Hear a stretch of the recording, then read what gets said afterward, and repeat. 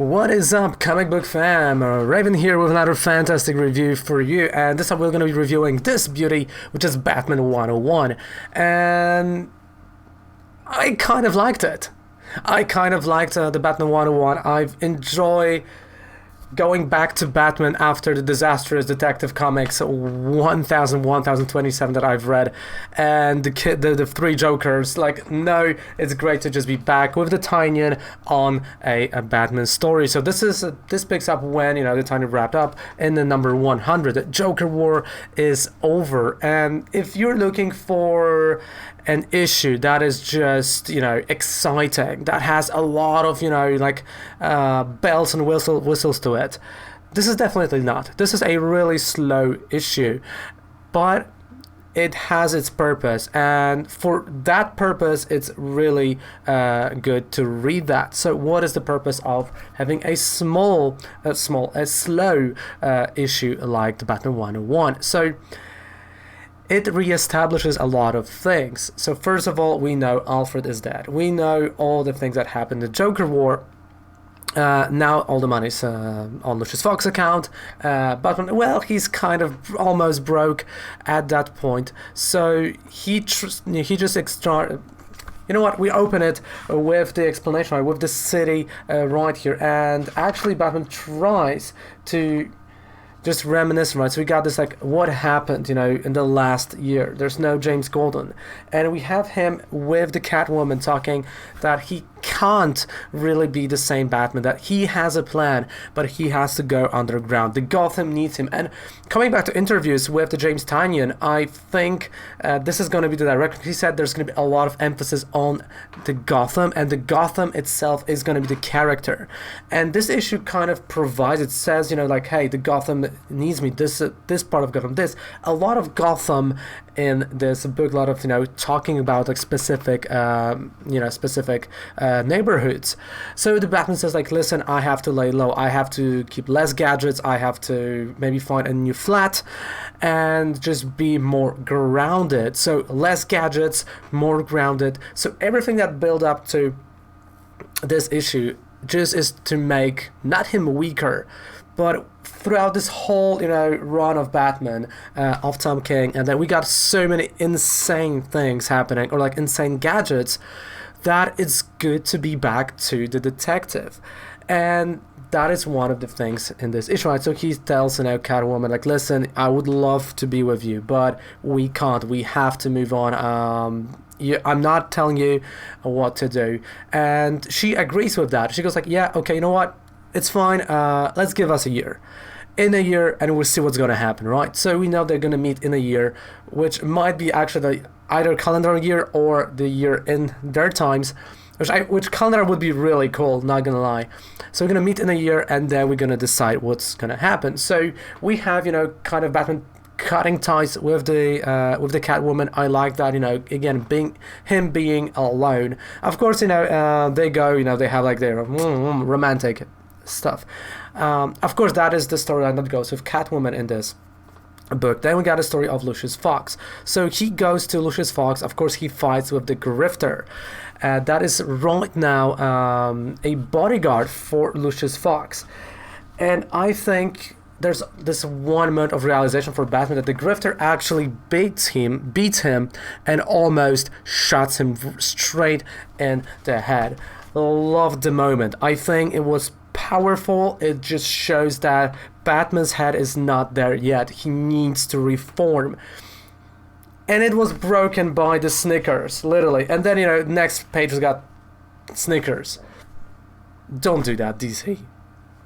Just don't. I don't like, comics inside the comics that are just, commercials for the Snickers, especially after, literally a page earlier, a moment like that. So that was kind of a bummer. And we go into the talks with the Lucius Fox, and the rest of the book is Batman and Lucius Fox trying to figure out something, what the board is thinking about the Bruce Wayne, what's going to be with the Bruce Wayne, and that the Batman has to be more low-key. If the Batmobile breaks, well, he has to fix it. There's no more funding, there's no more funds, the government is on his ass. I really liked that, just putting those slowly stones for something better. Because I think everything crazy has been done up until 100. So going back to the roots, it's like, hey, okay, if you're gonna destroy something, you gotta fix it. If someone's gonna like mess you up, you're gonna have to patch yourself up. You don't have the place, you gotta find a new one, all of that stuff. There's no more Alfred, just so many things that happen, and it's just presented really, really well. Of course, we have all this drama again going with the cat who's like, yeah, let's give ourselves a year, let's give ourselves a year, and it ends with them just hugging. Good sign in his new apartment that he still doesn't have a furniture in. And honestly, that is the whole story of this book. There's, as you can see, there's a lot of talking. This whole book is just over-talked. But I never felt like this is bad. I honestly thought that this is beginning of something. It feels like a beginning. And because it feels like a beginning, I'm more, especially if that's 101, right? I'm more willing to just give a pass on many things, like just again, nothing happening, because like literally nothing has moved in this issue, because it was either retrospective, that he went to the issues or stuff like that. So in terms of like the story, nothing really moved technically, but it moved a lot in terms of like going, what's Batman right now and how he's going to operate. So we know that Clown Hunter is now hunting the clowns, right? The rest of the Joker team, that we're just like, you know what? We're going to put our mask and we're just going to blend in. So for all of that, I think that is a great issue. It's a slow issue, and the commercials like Snickers, 2-page, kind of took me away when I was really emotionally getting slowly invested, right? Just that. And you must admit, Tynion is kind of made for the Batman stories. The Tynion's detective, Ron, great. His special, for the Justice League were great. His work with Snyder, also, I did enjoy that. And he's, I saw his interviews. He's a well-spoken guy. He knows exactly what he wants to do, and we know that he wants that Gotham. And he's working on the Jim Golden story as well, which I think is going to be cool to collect as well. So, what is my review of the whole? That I think the overall run is super positive. I think it is a great beginning.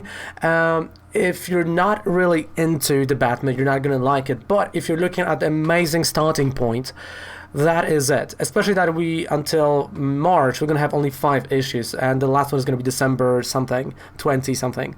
So there's going to be from 101 and 205. So 101, 102, 103, 104, 105, 5 issues.